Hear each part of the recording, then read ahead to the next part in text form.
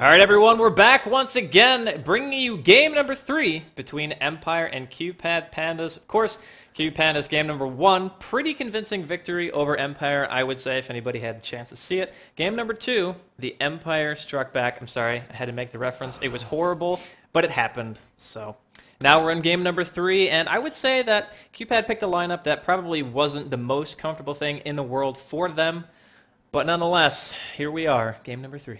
Yeah, they gave pretty much Empire the heroes they wanted to play. They got Wisp, CK, Coddle, and Nyx in the first 4 picks. And Nyx going through to the second pick phase, that's huge. I mean, just leaving that hero in for so long, and he had a great impact as well. So, well, before we hop into the draft, we have a quick poll for you guys. We don't actually, never mind, because Bruno is frantically typing on his laptop. But we have started the draft, so we can actually just go ahead and pop into that instead. We're going to go ahead and skip it, and Trance is giving me that look. It's, you know what, Trance? It's not my fault. If Bruno was prepared, we wouldn't be in this situation.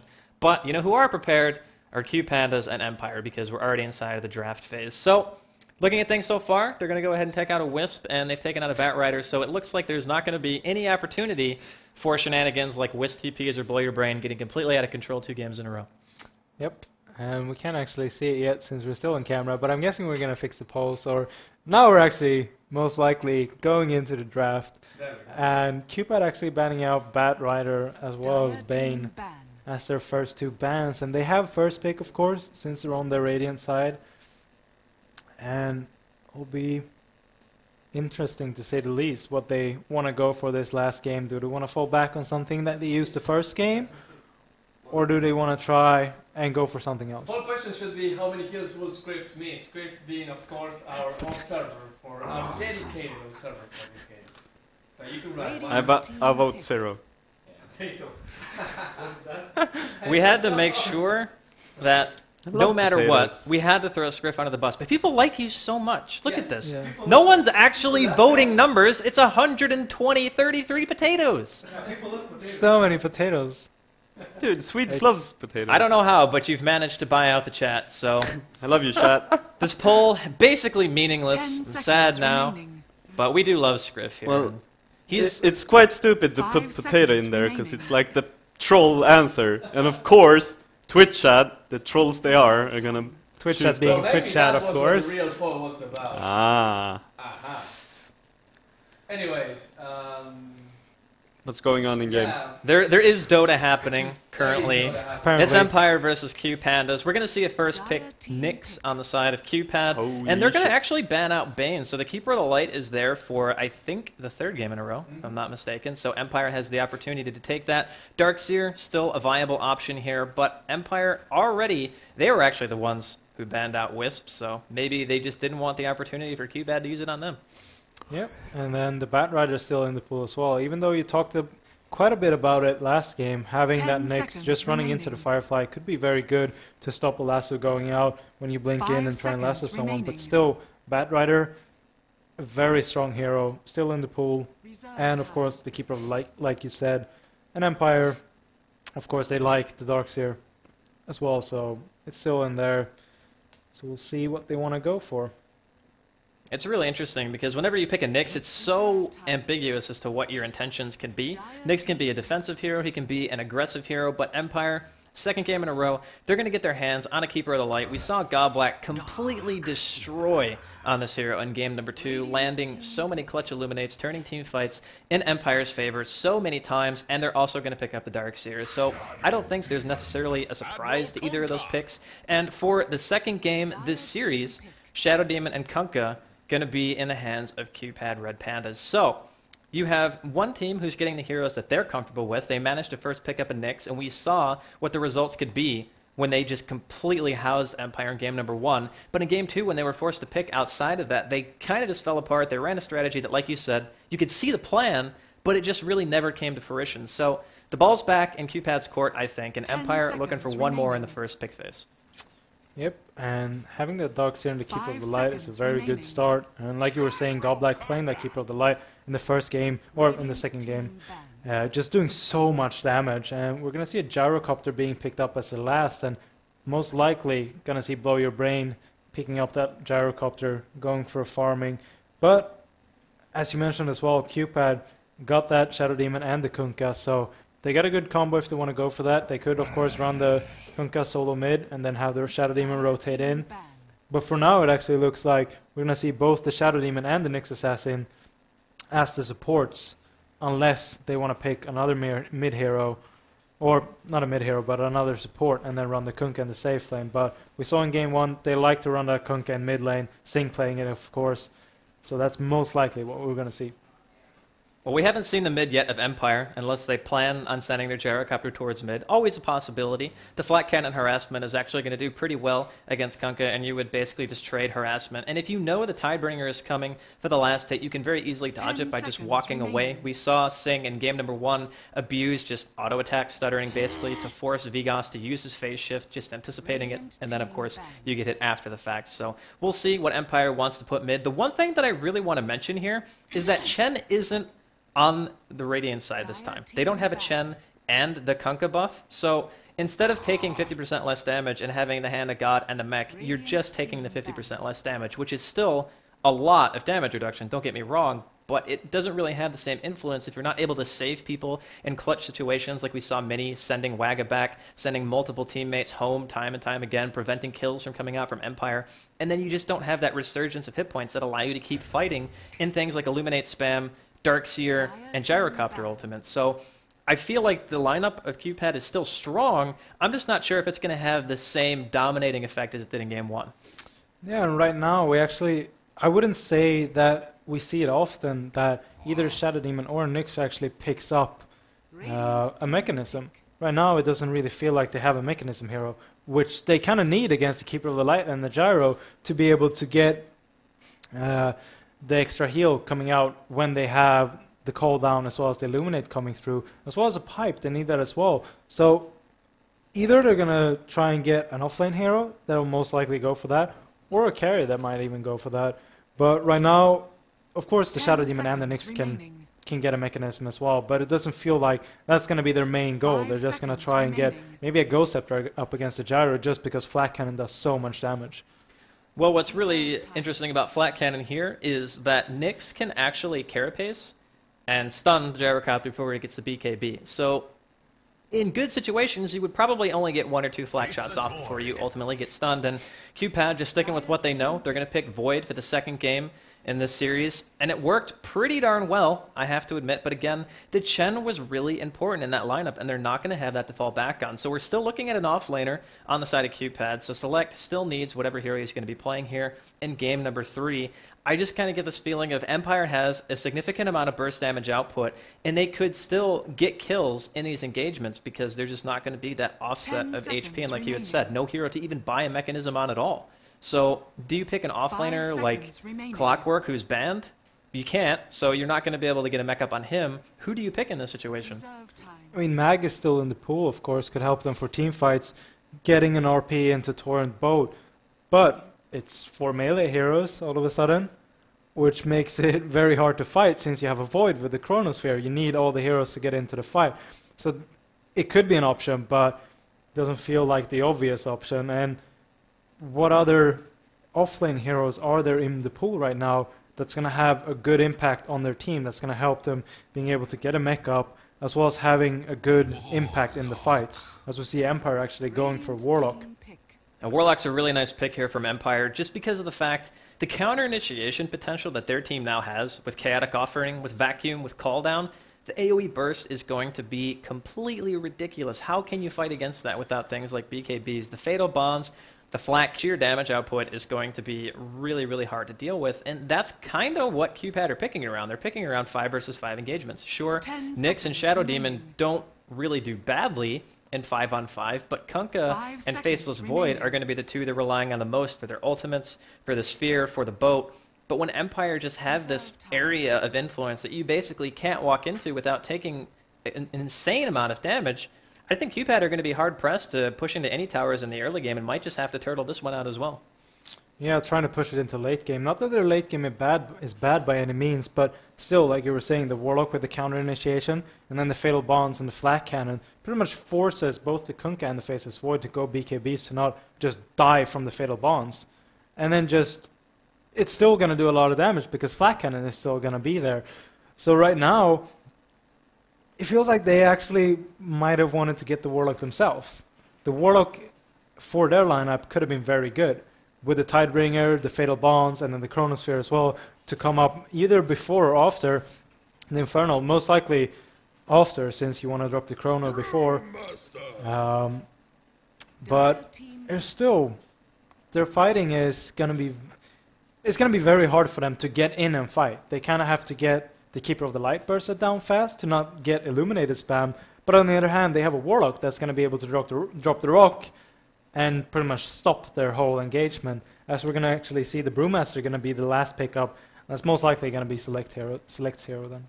So that's going to be their offlaner, and a Brewmaster offlane can work. We have seen it in the past. I want to say that Wagga actually ran this on his old teams, if I'm not mistaken, a handful of times, and to varied success. Sometimes it worked, sometimes it didn't. But the important thing about Brewmaster is his ability to isolate heroes, like Keeper of the Light, like Warlock, for example, or even Gyro, depending on who you feel is the biggest threat at that point in time. You put him in a Cyclone because you pop the Primal Split, you use your Air Aspect, and just abuse the fact that you can take these team fights now. With that Panda pick, I really feel like not only does it synergize well with the team name, but you give yourself an opportunity to really go into Empire and force the issue. Now you have the boat, you have the sphere, you have Split, three of arguably the strongest ultimates just in the game, period, against the Warlock now and the Gyrocopter and the Darkseer. So the AoE potential on both teams, monstrous. Jakiro going to be the last pick out from Empire, so they have the Ice Path combo into that vacuum, adding even more AoE potential on the back of Dual Breath and Macropyre to just try to incinerate anybody who walks anywhere near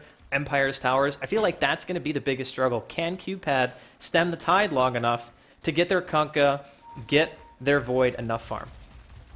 Yeah, that's going to be the real question, to see if they can bring it in long enough or be strong in the mid game when Empire actually is going to be very, very strong. I'm actually going to run the Warlock in the safe lane farming, which is going to help them out quite a great deal, because that Warlock getting a fast level 6 and being able to get the Kaerok, oh my god, I can't pronounce that, I'm sorry, but the Rock, okay, the Rock. Being able to get the Rock up fast is going to help them out quite a lot in the fights. But like you were talking about though, the Brewmaster, he's good at disrupting team fights and putting one hero in the air and then stunning another hero, and he's going to be able to run around the Chrono as well. He's not going to be affected too much from the Chrono, which is going to help him out. Even though they have 4 melees, it could work out with the Brewmaster. Well, it looks like both teams kind of sitting around the Roshan area. Looks like somebody is angry at the minimap. They have drawn a pretty nice little scribble there. Top lane, we're going to have Warlock from Empire kind of just sitting up there waiting for the first creep wave to spawn. And that is a very bugged Nyx skin if I've ever seen one. He's kind of just got pieces of Carapace flying all over the place. And Pale Sun's going to come out. Blow Your Brain does have a haster, and he's going to get disrupted here. Rocket Barrage goes off, but they did fix Rocket Barrage going off during disruption. So Mini not going to be taking too much damage. He will get harassed a little, but I don't know if he's necessarily going to be able to get this kill. Second Impale will go off, and Blow Your Brain not going to tower dive, which is definitely wise in this situation. But it's going to be an aggressive tri-lane coming out of Empire, and I think this was kind of necessary just because they did pick that Warlock, and in this situation, they're going to put the Darkseer mid instead and not just sacrifice the off lane. This time, they're going to go head-to-head with QPAD. Yeah, and the Darkseer mid is going to be very annoying for Sing. I mean, a Warlock mid you can always harass, but he's going to harass you back as well. But going up against the Darkseer instead, the Iron Shell is going to be there and do a lot of damage. So he's going to have a tough time getting those last hits. I mean, of course he's going to have some harassment coming out with the Tidebringer, but overall he's going to be the one taking the most of the harassment.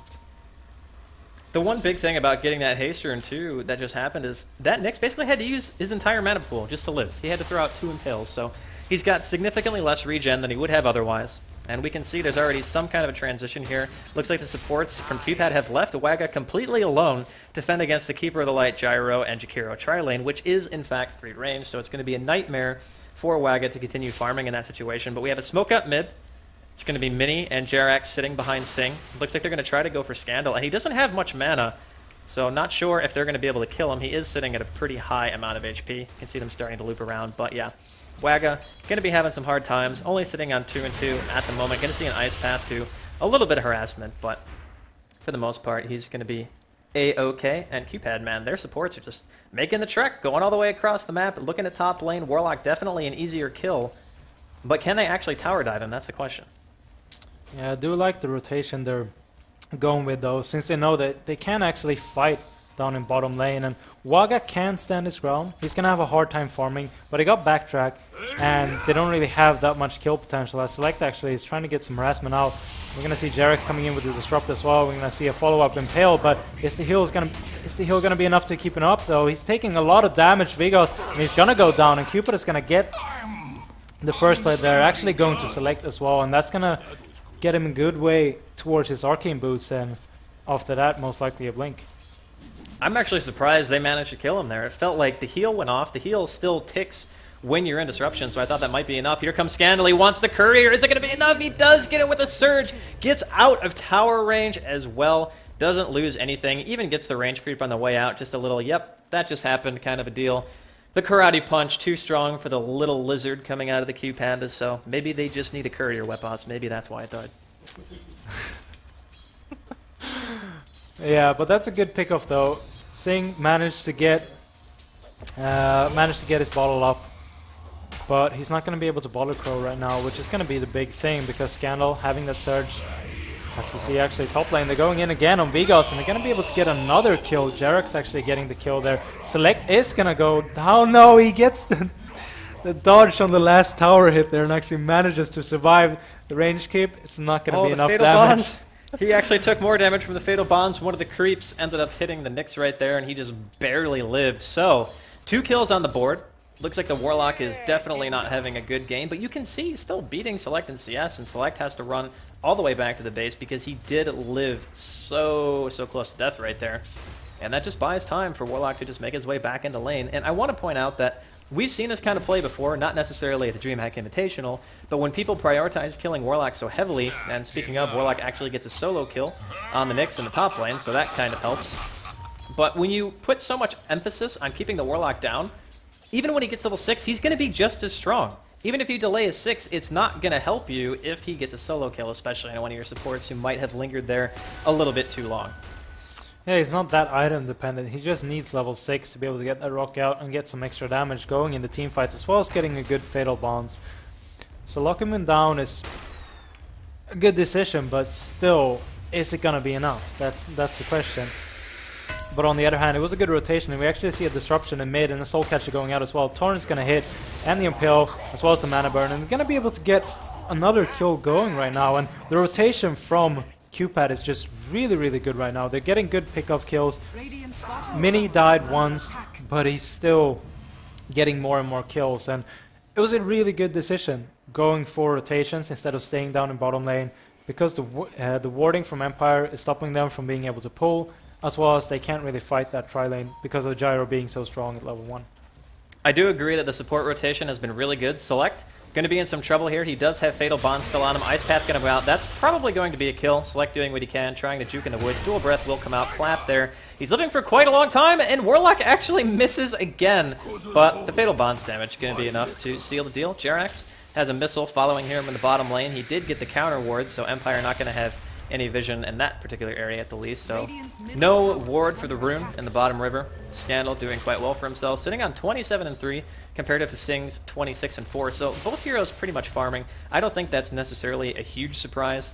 Tidebringer is very easy to farm with. You don't even have to necessarily hit the Ion Shelled creep. You can just hit anyone that's there, and that'll still get you a last hit. But with as much rotation as we've seen out of QPAD, Waga is still suffering. He's got 11 CS right now at 6 minutes into the game, and the Darkseer, the Gyrocopter, and the Warlock are all still within the top 5 farmers.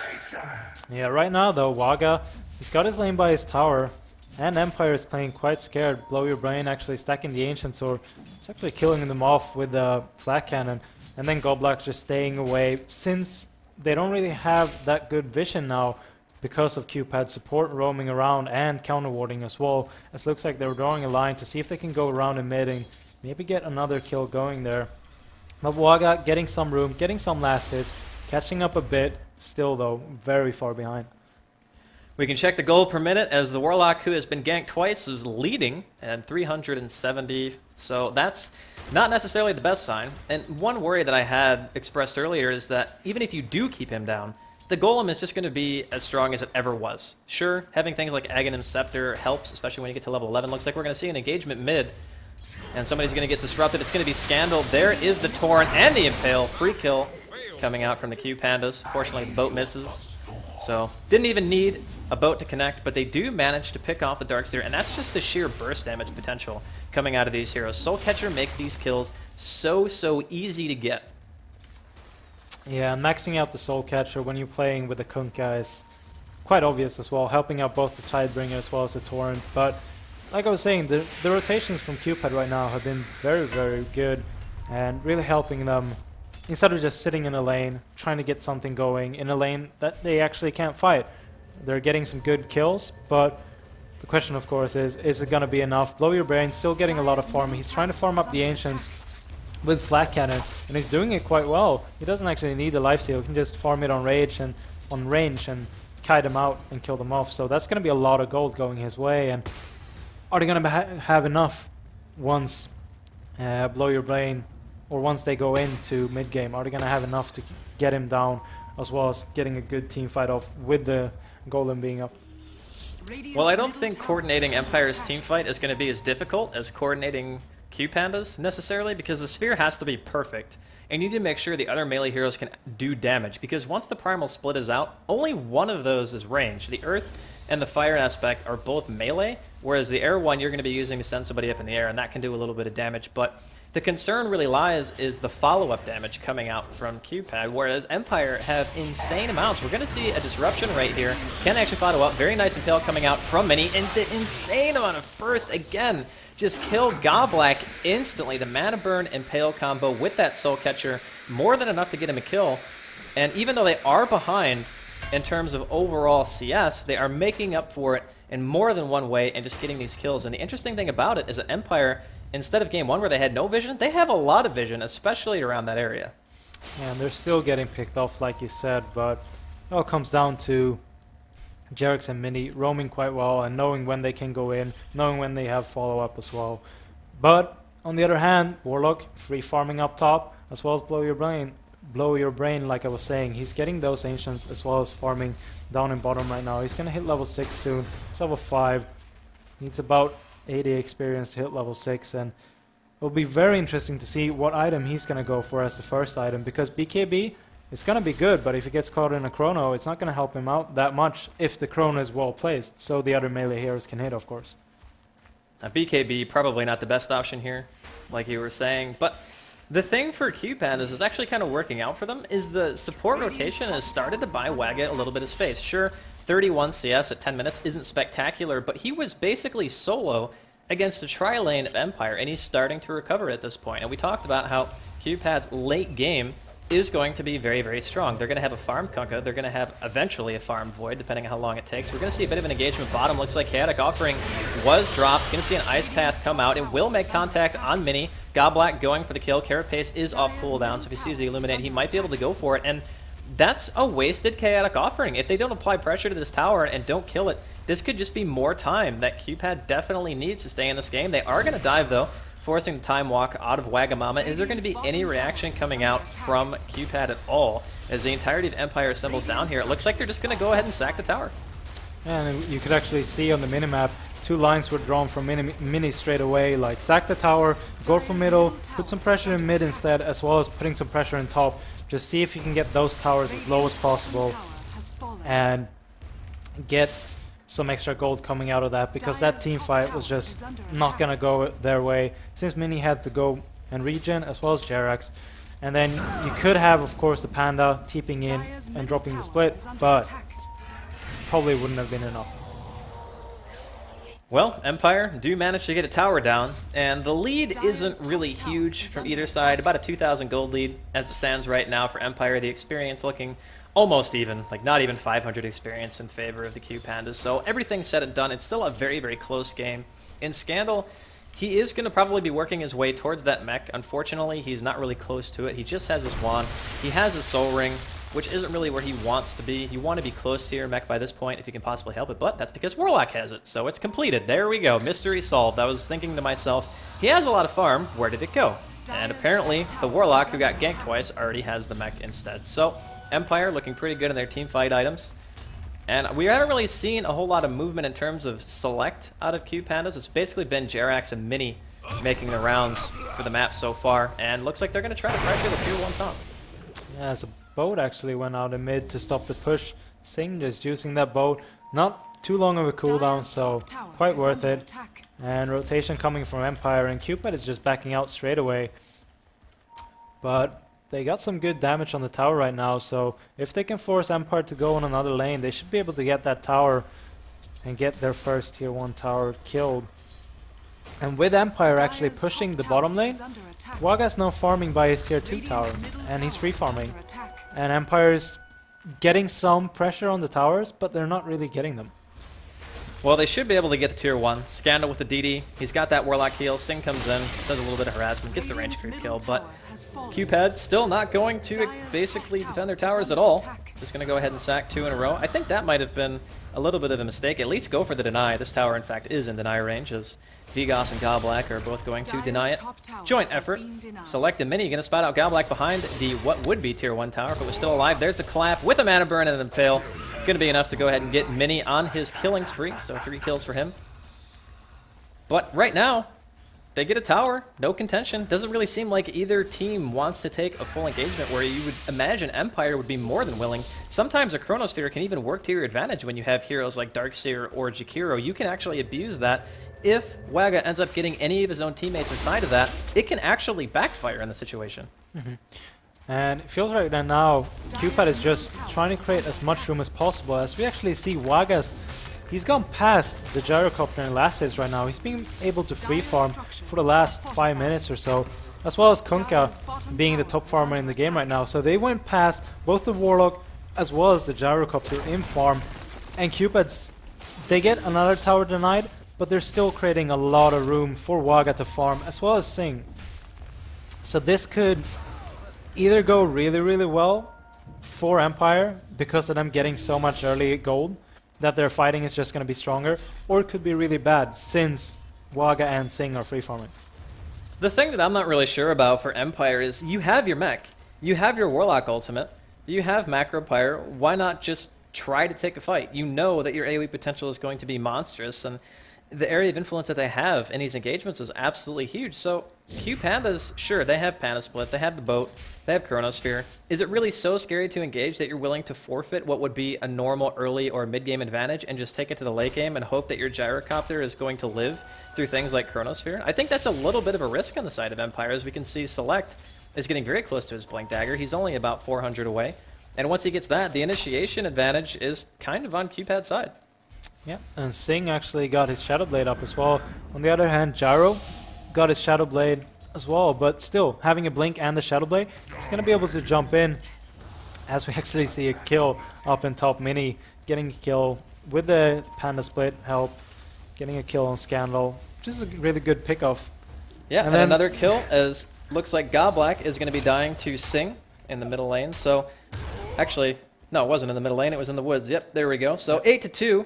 And Empire getting heroes picked off, and this just delays the game a little bit longer. This is exactly what QPandas want to do. They want to make sure they take it to the late game. They know that Tidebringer, Sphere are going to be fantastic.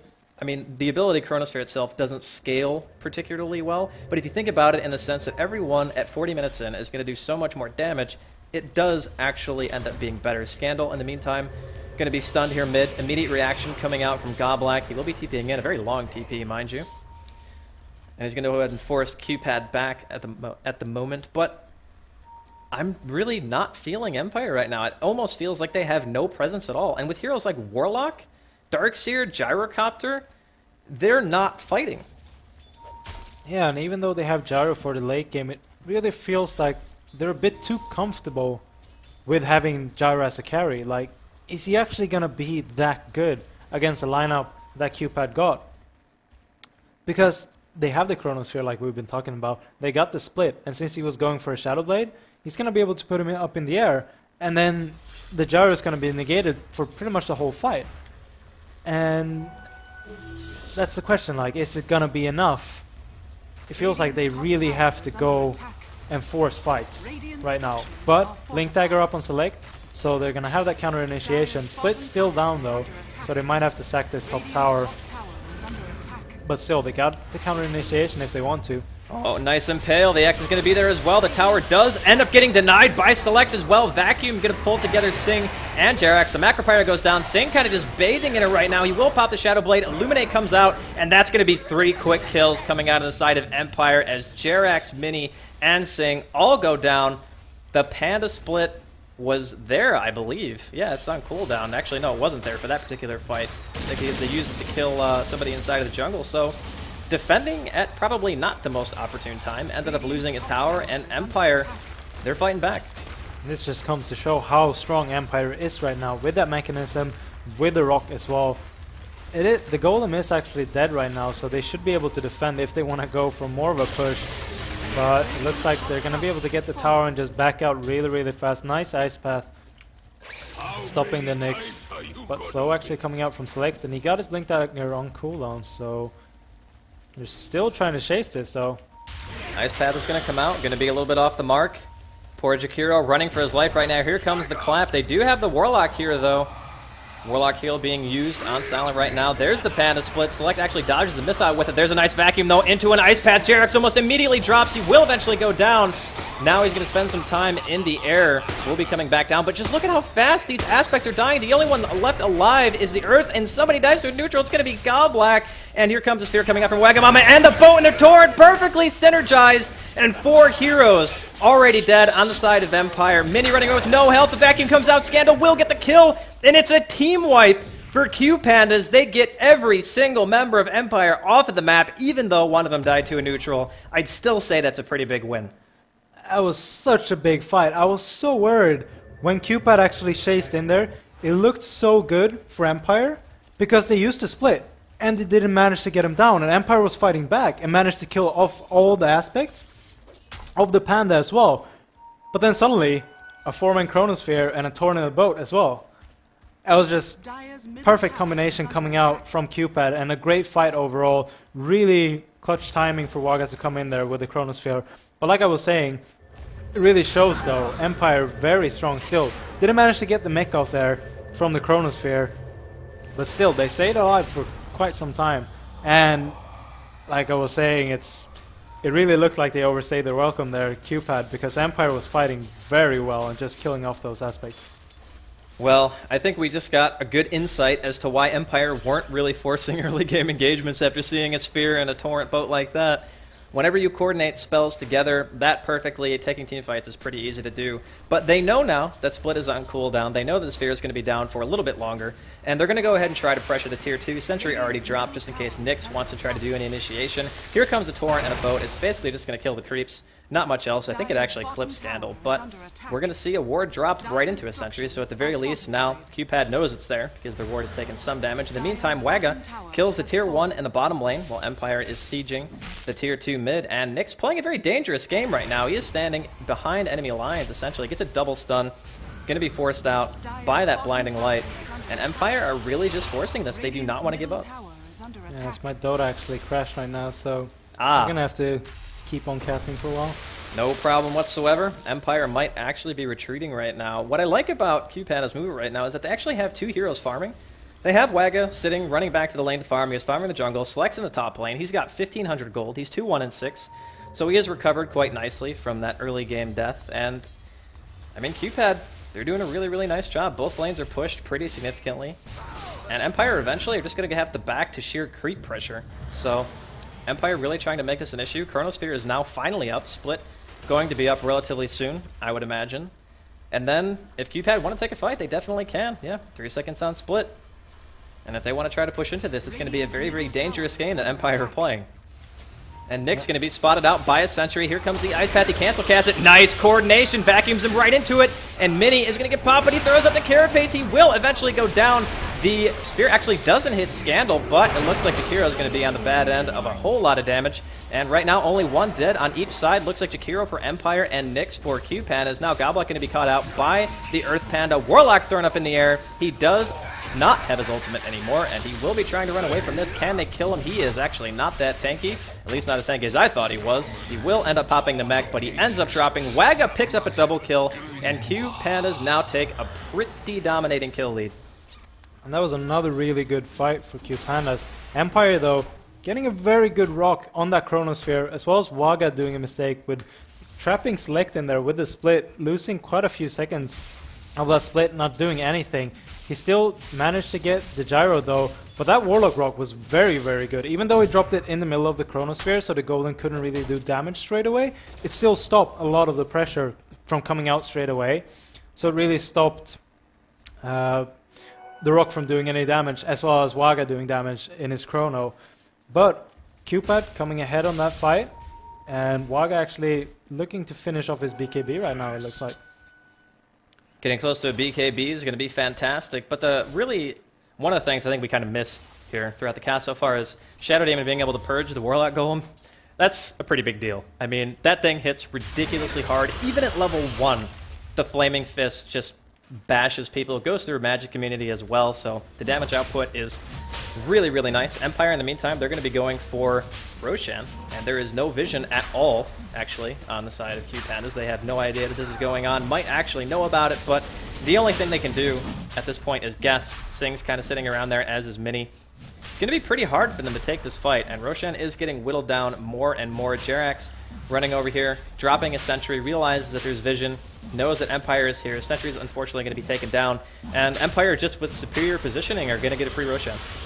Yeah, great warding coming out from Empire, and good sentries as well, showing if Mini actually would have ran in with the Nyx Assassin. But even though it's a good fight for them in there, just having the Roche Pit to help out with the Torrent and the boat, Empire, great job standing with their supports out, forcing them to not being able to come in since they saw Wagga being down in bottom lane farming. They just couldn't take that fight, and they get a free Aegis for it, and that's going to help them out quite a lot in fights. Being able to have that, I believe Gyro picked it up. Yes, he did, and he's going for a Manta style right now, it looks like, and he's going to be able to stay in fights a lot longer then and do a lot more damage. I really like the way Empire had been playing this, though. Even though they've taken a couple of interesting engagements, it feels like their sense of timing is just a little bit better than QPADs. Being able to take the Roshan, knowing that they weren't going to be able to fight, just getting the map control straight away. Now we can see that QPADs is starting to get some semblance of map control back. They've dropped quite a bit of sentries. No real vision yet, unfortunately, so hopefully they can get that going for themselves in the next couple of minutes. But Empire just seem to know what to do to recover, when they're behind, what they can do to stay in the game, because this game is still pretty darn close. We can see the gold per minute. Gyrocopter is actually leading right now, followed by Wagamama on the Void, and then Sing on Kunkka, and then you're going to have Warlock and Darkseer and Empire again. So it's not really going one way or another in a huge way. Scandal, in the meantime, finishes up his Aghanim Scepter, and Jerax doing a little bit of counter warding here, courtesy of the Illusion Rune that he managed to pick up. So once again, Empire pretty much playing in the dark, no wards left. But the longer the game goes, this Void is going to become a bigger and bigger problem. Yeah, for sure. And like you were saying with the advantage as well, if you actually look over to the experience graph, it's only 7.5k for QPAD, but if you look at the gold graph on the other hand, it's actually pretty much dead even. So the game is for sure very, very even right now, and it's not really in anybody's favor. Of course, they got some levels up on the side of QPAD, but is that going to be enough with the Gyrocopter having his flak cannon in the fights and just doing mass amount of damage? He's actually up to 3.8k gold right now, so he might not even finish up that Manta style. He might go for a Butterfly or even a BKB if he wants to. Well, BKB would kind of limit his damage output, I think, and like you were talking about earlier, Chronosphere kind of counters BKB heroes. Not only will you not do as much damage as you want to in going for that Butterfly or going for the Manta, but your item is just countered by Void in itself. So Empire kind of just sitting back at the moment. They're farming. Looks like QPADs wanted to go for a smoke. Unfortunately, weren't going to be able to find anything. That was kind of a hopefully we get lucky smoke. Typically, when you do that, you have vision on your opponent's side of the map, whereas QPADs didn't. They kind of just blind hoping they were going to find a kill. That does waste a little bit of their time, but Wagga has been doing a really nice job of prioritizing his farm. He's still sitting on top of the last hits. He's 165. Kunkka sitting at 160. We have Gyrocopter at 149, and then, of course, a Darkseer at 109. And as time goes on, Kunkka going to get more and more damage. He's going to get his Daedalus relatively soon. As we see Empire kind of walking down middle lane. can they really take a full 5-on-5 engagement, though? Like, pushing into QPANDAS, pushing into what a Torrent could be, and a boat could be, and a Chronosphere could be, I feel like Empire has respected that so much in the first 10 to 15 minutes of this game. Well, actually, it doesn't even really matter because they just get a free tier 2. But I feel like they're still being overly passive. Mini goes for the Courier right there. Might have been able to get it, but unfortunately Vendetta actually went off. And he's going to do some damage to Jakiro. But no one going to be that much worse for wear. It was a bit surprising, though, to see that QPAD didn't go for that fight. They had the blink with the clap and then the split follow-up as well. As we see, they actually go Fireman down to bottom. Waga TPing out, though, wisely. He's going to be able to dodge that gank. But the positioning that Mini had, he was behind the whole Empire lineup, and they didn't have any centers whatsoever. So he should have been able to get a really good initiation, getting a 2-man impale if he wanted to. But they leave the tower, and then Waga is forced back to base. So Empire kind of controlling the game still, but the fights from QPAD can still be huge if they can get a very good Chrono out, or if they can get a 2 or 3-man Chrono. That could be enough to pretty much win them the fight. And just look at how tanky all the heroes are in Empire. Not many of them have less than 1,000 health, if any. Here comes the initiation, though. They're going on Blow Your Brain. Not sure if that's the best choice. He might still have the Aegis at this stage. Going to see a Mana Burn go off, and yeah, he just doesn't care. Definitely has that Aegis. It's going to be popped for free, though. Here comes Select. He wants to initiate on Jakiro. Here comes Waga from the side. The Sphere will end up hitting Blow Your Brain just on the edge. The Aegis is going to be popped. Aghanim's Chaotic Offering is dropped. One of them immediately gets purged. Scandal going to be dropping. Here comes the boat. 2 down on the side of Empire. Can they manage to focus Blow Your Brain? He has the BKB pop. He's actually going to be running a little bit mini, and Waga trying to chase him down, and we're not going to see him drop just yet. There's a nice Carapace stun on the flat cannon was still active. The Illuminate, though, cleans up Sing. Select, almost out of mana, got mana leaked, has to run back to the wall. Buyback coming out of Sing. He will teleport back in. This might be a bit of a mistake, though. There's a sentry dropped under the tower. I think he will be able to get away. And he's going to try to do some damage to Scandal here. Another TP coming in. Looks like it's going to be Jerax. And the Torrent does go off. Scandal trying to assert himself. Will he get out of tower range in time? I think that tower's going to be enough to kill him. And the Shadow Poison's there from Jerax in a way to get the kill. And all said and done, they managed to kill Blow Your Brain twice. They defend their tower. They did have to buy back. Plus, there were more heroes summoned into the fight courtesy of Gobblack. So that was a really weird engagement, I gotta say. Blow Your Brain BKB'd, and then Shadow Bladed, and then ran away, and then ended up dying in the middle of nowhere. That was a really, really weird fight, like you said, but overall, very even as well. But you can see, though, what happens to QPAD when they don't get that perfect Chronosphere. He manages to catch one hero who's quite low in HP, and then Gobblack, or I mean Blow Your Brain, just ran into the Chrono. But he's still at Aegis up, so the Chrono actually didn't do that much, and the boat didn't hit too many people either. So you could really see what happens when QPAD doesn't get that perfect engagement, and Empire can get their damage out. The good Fatal Bonds, as well as the good Rock coming down. Since he got the Aghanims up right now, Jerax can only purge one, who's still going to have one that does a lot of damage. And then, of course, Blow Your Brain, standing in the middle, trying to do as much damage as he can with a flat cannon. Well, I think for the second game in the Best of 3 series, Gobblack has to be my MVP on the side of Empire. His Illuminates have just been spot on. Just being a Keeper of the Light in these engagements when they're so long, getting like, what, 4, 5 Illuminates off during a team fight, that is completely devastating. And as you had said, the Chronosphere wasn't necessarily there. But now, QPANDAS, they're getting to that stage where their farm is going to become a huge threat. And we even see a Mask of Madness picked up on Waga, so he's shown the intent to be fully aggressive. He's just going for pure damage output at this phase. And when you go for a BKB, you're not left that much choice. Mask of Madness kind of goes hand in hand with the item. That way you don't get stunned out by anything like an Ice Path or a rocket coming your way. You basically just get to do the full extent of your damage while you're inside of it. So I do like that. And to a certain extent, the Shadow Demon has been doing a good job of immediately purging golems. But with 2 golems now, it was still a pretty good ultimate coming out from Vigos, and he managed to do a significant portion of damage. So Sing now has his data list completed.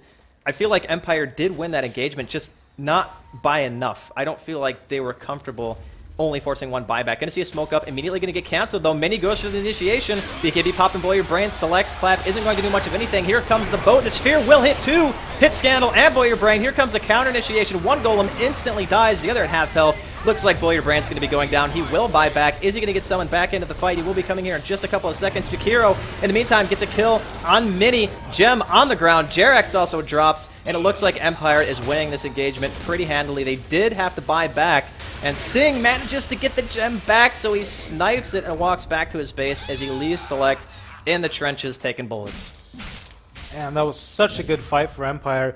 Just, you usually watch out to see what the carries do in that fight, but you saw the Macropyre and then the vacuum into the Macropyre once again when the Fatal Bonds was out. It was doing so much damage to the supports on the QPAD side.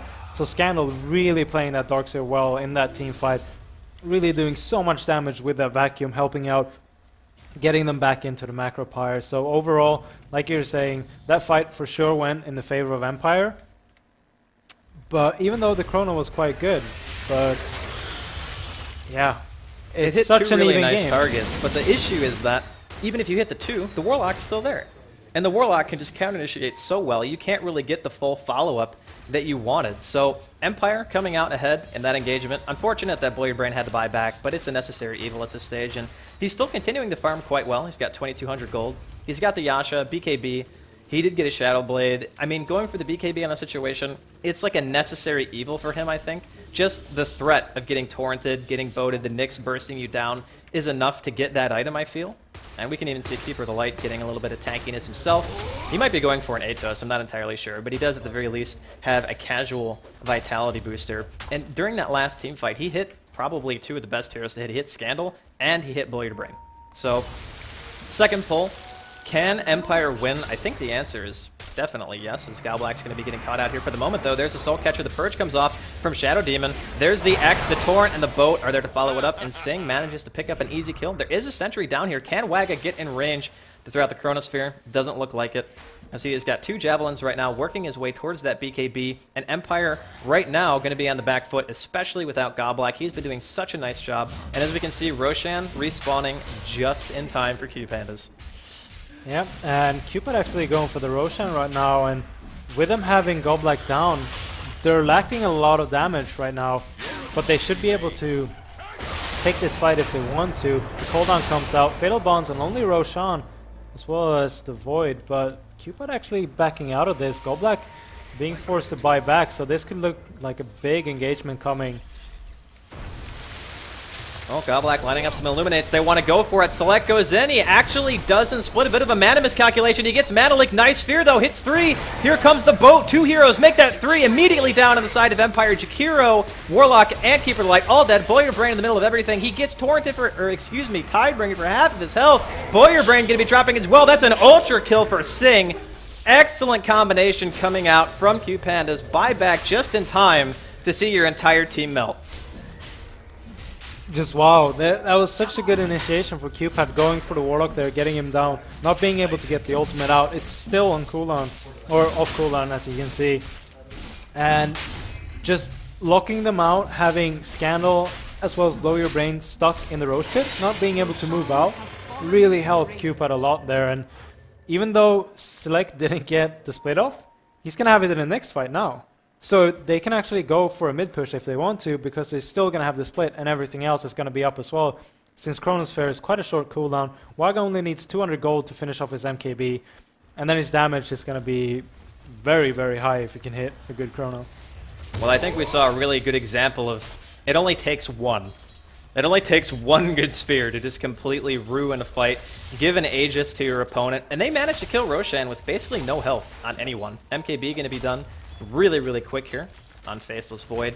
So, apparently we just pull every single time there's a team fight, just because that's how we roll. And wow, the burst damage on Singh just evaporates the poor Jakiro in the middle lane because of the Tidebringer and the Torrent. Basically one-shotted. So, I think it's safe to say that most people are going to be assuming that QPandas are probably going to be at least in a little bit of an advantage right now. It's 27-15. It's 36 minutes in. Remember, guys, this is Game 3 of QPandas taking on Empire. It's Day 2 of the Dreamhack Invitational. Thank you guys all for joining us and making this a pretty good success, I would say. Here comes Select. He's going to go ahead and pop a split right onto the Warlock. The Chaotic Offering is already off, though. Singh taking quite a bit of damage. Gets vacuumed back Darks here are going to be thrown up, courtesy of the split, and now QPADas is actually going to retreat. Jakiro going to be reviving in just a second. Look at the Tidebringer damage, and a 4-man sphere! Blow your brain! Going to get dropped down instantly. Scandal going to be the next one to go down. Actually, scratch that, going to be the last one to go down, but the rest of Empire already dead. And the only one left alive is poor Silent, and he's doing whatever he can to get away from this, but here comes Wagget. The Impale stun comes out. And the GGs come out from Empire. QPAD win their debut match at the Dreamhack Invitational against arguably one of the favorites to make it all the way. Just wow, that last fight. That chrono was so huge from QPAD. But one thing as well, as I don't know if people actually notice it, but looking over to Mini there, he managed to hit a 3-man Impale right as the chrono ended and just kept them locked down. So even though they only killed like one during the duration of the chrono, everybody was stunned afterwards. And just, like you said, it only takes one good chrono and they could win the game. And Singh was there without mana, without anything pretty much, because he had the Aegis, so he was just standing there fighting. And he managed to stay alive in that fight, even so. It was so funny too, because at the beginning of the engagement, he just casually walked up to the creep wave. One Tidebringer brings the entirety of Empire to half health, so that's going to be it, man. Empire, unfortunately, going to be taking a loss here. I shouldn't say unfortunately. I think most people wanted QPADas to do well in their debut, so definitely really cool in that regard. But, of course, we still have a little bit to talk about, because, of course, the game isn't over yet, because Blow Your Brain hasn't disconnected. But Draskol, can I Yes. ask you, what do you think of Darkseer's item choices? well, Aghanims, and then probably going for Ashivas. right into the Aghanims, I do think that's an okay choice, especially considering that the Warlock had it so fast.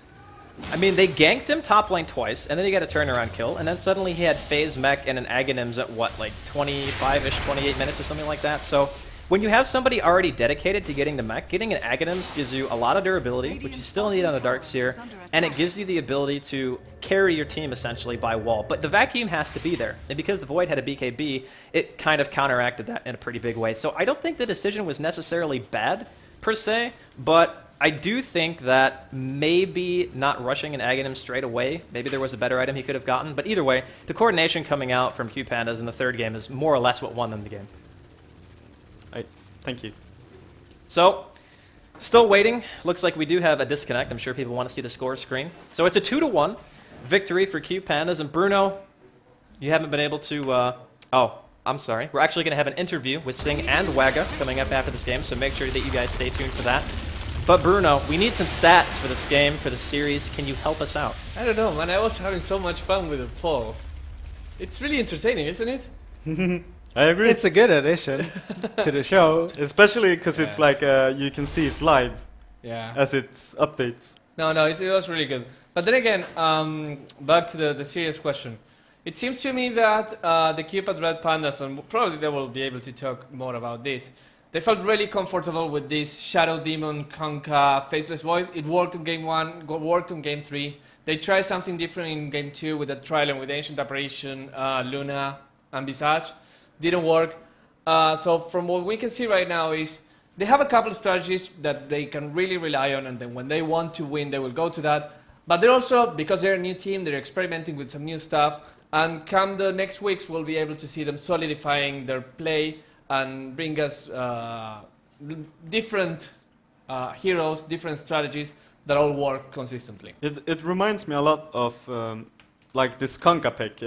Because Mouse did it a lot, especially with Shadow Demon, when they were quite successful with it. Yes. And how did people back then start to counter it? Did they ban it, or did they pick something in particular? The thing about that is Conka was huge in both games. If you remember that time with Shadow Demon and Conka, it was the time where Shadow Demon was very respected as first pick, first ban material. And if you ban the Shadow Demon, then suddenly the Conka by himself is a strong hero, but without that initiation, there's no other hero that gives him such an easy, not only the way for the setup for the torrent, but also the Soul Catcher that gives so much amplified damage. So it made lots of sense what they did. It paid off. Back then what they did was banning the Shadow Demon, and then you'd only get the Conka. And even then I was checking before the game, and actually the stats for Shadow Demon and Conka as a combo, I was trying to just test some to see which ones were more interesting to put in on screen. And Shadow Demon Kanko was not particularly great. It was about 52%. in about 60 games or so. Okay. So, I mean, it was good, but not awesome. Not something that says, well, you pick these 2 heroes and you probably will win. Okay. Anyways, very interesting games, and I think everyone wants to hear them talk. So how about we go with that interview with Waga? Well, yeah. Yeah, we need to actually get everyone. No. I want to talk to them even if they're not in the room. Sing. Well, I don't think people want to hear like a one-sided conversation. I think they're actually going to want to have, somebody sitting maybe here, somebody sitting maybe here, and then you could actually conduct an interview and look at the person that you're talking to. I thought it was going to be by phone. Sing is just gonna respond with me anyway. Okay. Have Waga. Okay, so we're going to take a really quick intermission, Actually- guys, but we'll be back and just... I'm being handed. You just said you wanted to take a break, did you Trance. just Make do up the- your mind. Did you just do the on That's camera? what he did. He gave me this, so I had to get. I thought he was trying to high five me. Give me a second. Okay, so apparently Trance isn't ready for anything ever. So we'll forgive him for now. Scriff, we love you. You did a really good job observing the Thank last you. game. It I was thought you were excellent. gonna fucking throw me under the No, bus. man. I threw you under the bus enough. I figured it was time to actually just, compliment you because it is the first time we've ever done anything like this, and I feel like we did a pretty good job, Yeah. Okay, so now we're actually ready to take a break, which is the epitome of irony, but on the bright side, we will be back in just a couple of minutes, guys, with an interview with Waga and Sing. No, just Waga.